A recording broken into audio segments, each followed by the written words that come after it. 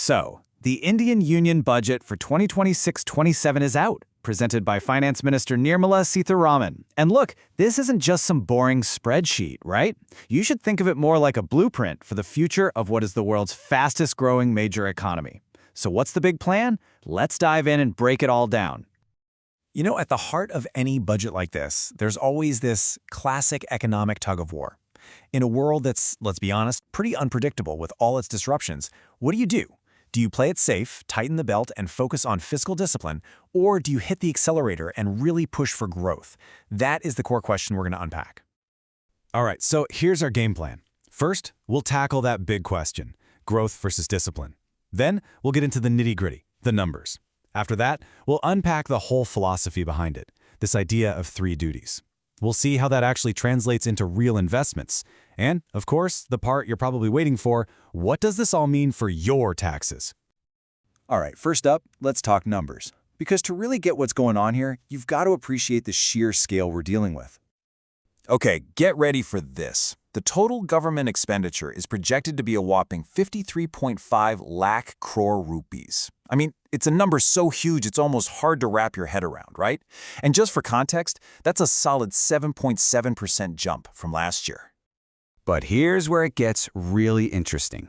This number, 4.3%, that's the target for the fiscal deficit as a percentage of GDP. Now, all that means is it's the gap between what the government earns and what it spends, basically how much it has to borrow. And the lower that number, the more disciplined you're being with your money. And if you look at this chart, you can see exactly what's happening. There's a really clear trend here. Economists have a fancy term for it, fiscal consolidation, but it really just means tightening the belt. You can see the deficit target has been dropping steadily, from 4.8% down to 4.4% and now aiming for 4.3%. It's a clear signal they're serious about getting borrowing under control. So, the big question is, where's all this cash going?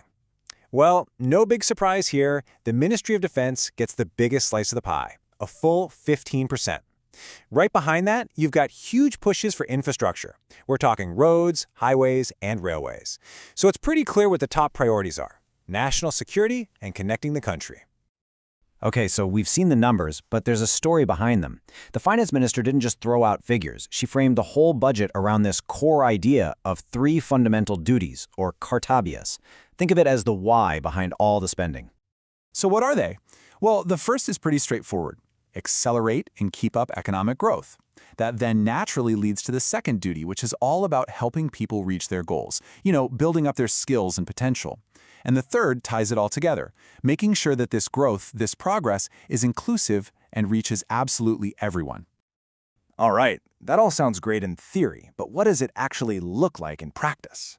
Let's dig into how this whole 3 duties idea turns into actual concrete policies and, money being spent. So, that first duty, it's all about hitting the gas on the economy. The big idea is to turn India into a global powerhouse for making stuff and coming up with new ideas. It's about strategic investments to make us more efficient and competitive on the world stage. And we're not talking small change here. They're pouring a ton of money into this. We're seeing huge initiatives like a brand new program for textiles, a big push to make India a hub for biopharma, plans for 7 high-speed rail corridors, and even a fund to create what they're calling champion small and medium businesses. Pretty ambitious stuff. Okay, moving on to the second duty. Here, the focus totally shifts away from just big industries and infrastructure and onto people. This part is all about investing in what economists call human capital, basically the skills, the health, and the overall well-being of everyone in the country. And honestly, some of the projects here are just really cool. I mean, they're talking about putting animation and gaming labs in 15,000 schools, plus building hostels in every district just to help girls studying science and tech.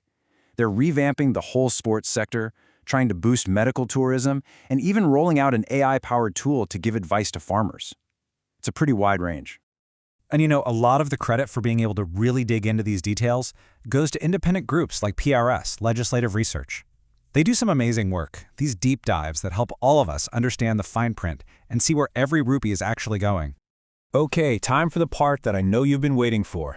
The bottom line. How is this budget going to change your taxes? All right, the big headline news, especially for anyone with a salary, is, drumroll please, no changes. That's right. For the next assessment year, the personal income tax slabs are staying exactly the same. What you paid last year is what you'll pay this year. But that doesn't mean nothing changed. Oh no. If you're thinking about an overseas trip, listen up because this is a big deal for you. The tax they collect at the source, the TCS, on tour packages is getting a major haircut. They're ditching that confusing 5 and 20% system. Now, it's just a simple, flat 2%. That should make traveling abroad a little bit easier on the wallet. Now, for my folks in the stock market, it's a bit of a different story. The cost of trading is actually going up a bit.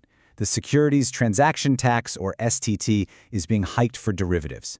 Just look at futures trading, for example. That tax has more than doubled, jumping from 0.02% all the way up to 0.05%.